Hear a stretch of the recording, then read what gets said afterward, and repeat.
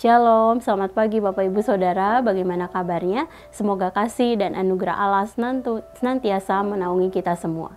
Pagi hari ini kita akan kembali merenungkan firman Tuhan dalam Wahyu 18 ayat 1 sampai 20 dengan judul perikop Jatuhnya Babel.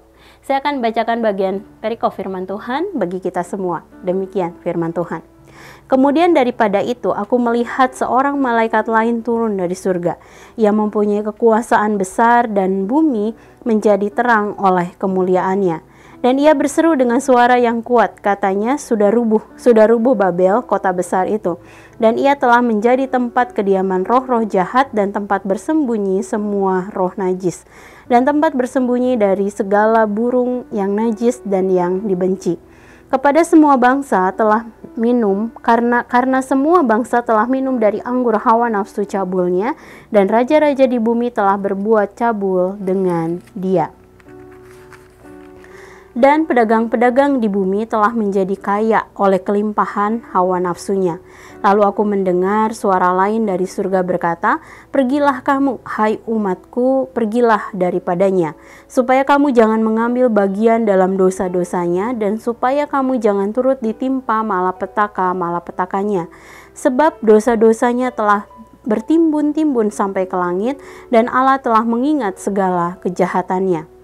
Balaskanlah kepadanya, sama seperti dia juga membalaskan, dan berikanlah kepadanya 2 kali lipat menurut pekerjaannya. Campurkanlah baginya 2 kali lipat di dalam cawan pencampurannya. Berikanlah kepadanya siksaan dan perkabungan sebanyak kemuliaan dan kemewahan yang telah ia nikmati. Sebab ia berkata di dalam hatinya, aku bertahta seperti ratu, aku bukan janda, dan aku tidak akan pernah berkabung. Sebab itu segala malapetakannya akan datang dalam 1 hari, yaitu sampar dan perkabungan dan kelaparan. Dan ia akan dibakar dengan api, karena Tuhan Allah yang menghakimi dia adalah kuat. Dan raja-raja di bumi yang telah berbuat cabul dan hidup dalam kelimpahan dengan dia, akan menangisi dan meratapinya. Apabila mereka melihat asap api yang membakarnya, mereka akan berdiri jauh-jauh karena takut akan siksaannya, dan mereka akan berkata, celaka, celaka engkau, hai kota yang besar, Babel, hai kota yang kuat, sebab dalam 1 jam saja sudah berlangsung penghakimanmu. Dan pedagang-pedagang di bumi menangis dan berkabung karena dia, sebab tidak ada lagi orang yang membeli barang-barang mereka, yaitu barang-barang dagangan dari emas dan perak, permata dan mutiara, dari lenan halus dan kain ungu, dari sutra dan kain kirmizi, pelbagai jenis barang dari kayu yang harum baunya, pelbagai jenis barang dari gading, pelbagai jenis barang dari kayu yang mahal, dari tembaga, besi dan pualam, kulit manis dan rempah-rempah wangi-wangian, mur dan kemenyan, anggur, minyak tepung halus dan gandum, lembu sapi, domba, kuda dan kereta, budak dan bahkan nyawa manusia. Dan mereka akan berkata, sudah lenyap buah-buahan yang diingini hatimu, dan segala yang mewah dan indah telah hilang daripadamu. Dan tidak akan ditemukan lagi mereka yang memperdagangkan barang-barang itu, yang telah menjadi kaya oleh dia, akan berdiri jauh-jauh karena takut akan siksaannya. Dan sambil menangis dan meratap, mereka berkata, celaka, celaka kota besar, yang berpakaian lenan halus dan kain ungu dan kain kirmizi, dan yang dihiasi dengan emas dan permata dan mutiara. Sebab dalam 1 jam saja kekayaan sebanyak itu sudah binasa. Dan setiap nakoda dan pelayar dan anak-anak kapal dan semua orang yang mata pencahariannya di laut berdiri jauh-jauh dan berseru ketika mereka melihat asap api yang membakarnya, katanya, kota manakah yang sama dengan kota besar itu?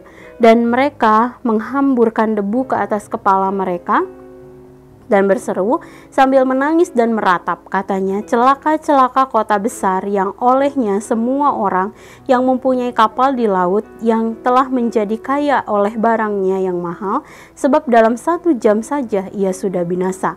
Bersukacitalah atas dia, hai surga, dan kamu, hai orang-orang kudus, rasul-rasul dan nabi-nabi, karena Allah telah menjatuhkan hukuman atas dia karena kamu. Bapak Ibu Saudara, dalam bagian ini Rasul Yohanes menuliskan penglihatan tentang jatuhnya Babel atau kota Roma karena dosa kepada Allah. Dosa tersebut adalah berpaling dari kebenaran Allah dan hidup dalam hawa nafsu, kesombongan, dan sikap mengandalkan diri sendiri. Dosa kota Roma telah menumpuk di hadapan Allah sehingga ia mengingat dosa mereka dan menimpakan murka kepadanya.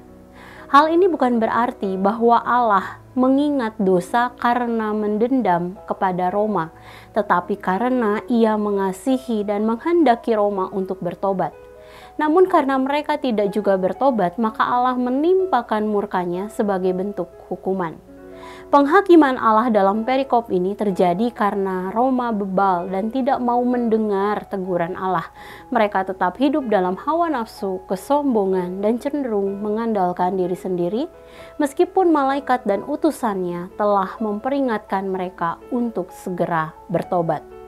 Ketika kejahatan mereka semakin banyak dan bahkan mendatangkan kerugian bagi bangsa-bangsa di sekitar mereka, kejatuhan Roma karena penghakiman Allah kemudian mendatangkan sorak-sorai dan sukacita bagi bangsa-bangsa di sekitarnya. Saudara, kehidupan yang kita jalani dalam dunia yang telah jatuh dalam dosa akan selalu memperhadapkan orang percaya pada godaan serta tantangan iman. Godaan tersebut tidak selalu dalam bentuk dosa yang jelas seperti mencuri, berzina, iri hati, dan lain sebagainya. Tetapi dalam bentuk yang begitu samar seperti sikap mengandalkan diri sendiri, kesombongan, atau bahkan menjalankan agama tanpa menghidupi kebenarannya, dan lain sebagainya. Sehingga kita sebenarnya senantiasa memerlukan pertolongan Roh Kudus untuk menjadi peka terhadap godaan-godaan tersebut. Karena Roh Kudus akan memberikan hikmat, kepekaan, bahkan menumbuhkan sikap hati yang membenci dosa dalam batin kita.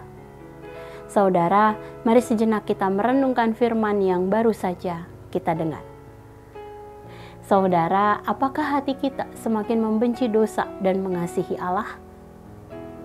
Sebab ketika kita bertobat dan lahir baru, Allah memberikan kepada kita hati yang semakin mengasihi Allah sehingga tidak lagi menginginkan dosa serta hidup dalam hawa nafsu. Jika hati kita masih menginginkan dosa, maka mari datanglah kepada Allah, akui dosa kita di hadapannya dan mintalah Ia untuk mengaruniakan hati yang baru yang senantiasa mengasihi Allah.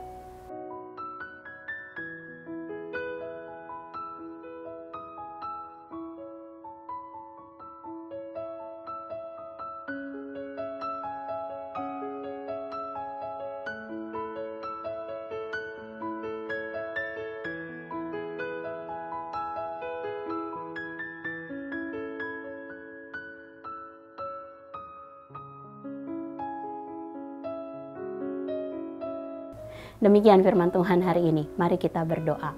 Terima kasih Tuhan untuk firman yang sudah Engkau berikan kepada setiap kami. Mari bentuk hati kami Tuhan untuk kami semakin mengasihi Allah dan kami semakin membenci dosa.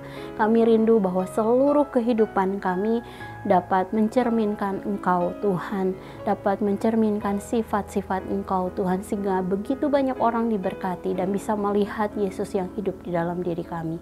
Kami menyerahkan seluruh keberadaan kami dalam tangan kasih-Mu dan kami percaya Engkau yang akan menolong kami di dalam segala hal yang kami kerjakan. Terima kasih Bapa, dalam nama-Mu Tuhan Yesus kami berdoa dan mengucap syukur. Haleluya, amin. Selamat pagi saudara, selamat beraktivitas, Tuhan Yesus memberkati.